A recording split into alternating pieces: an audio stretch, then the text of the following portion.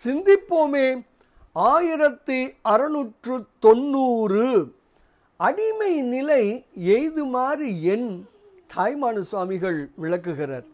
ஐயா, யாராயிருந்தாலும் உண்மை தன்மை விளங்கிவிடுமே, ஆனால் அவர்களிடத்து பொய்யான தன்மை உண்டாகுமோ? என்னிடம் இன்றளவும் ஆசையின்மை நிலை பெறவில்லையே. என் நிலை இப்படி இருக்க நான் உன் அடிமை என்று உணரும் நிலையை நான் எவ்வாறு அடைய முடியும்? இப்படியாக பற்றின்மையே அடிமை திறத்தை உணர வைக்கும் என்று விளக்குகிறார் தாய்மான சுவாமிகள். பாடலை காணலாமே.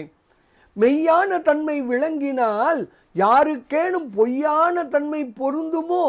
ஐயாவே, மண்ணும் நிராசை இன்னம் வந்ததல்ல, உன் அடிமை என்னும் நிலை எய்துமாறு என் என்று தாய்மானு சுவாமிகள் தனது உடல் பொய்யுறவு எனும் பகுதியின் 3வது திருப்பாடலில் மிக அழகாக விளக்குகிறார். பற்று அறுப்போம், அடிமை திறம் அறிவோம், பேரானந்தத்தில் திளைப்போம் திளைப்போம் திளைப்போம். இனிய வணக்கம். சிவாய நம.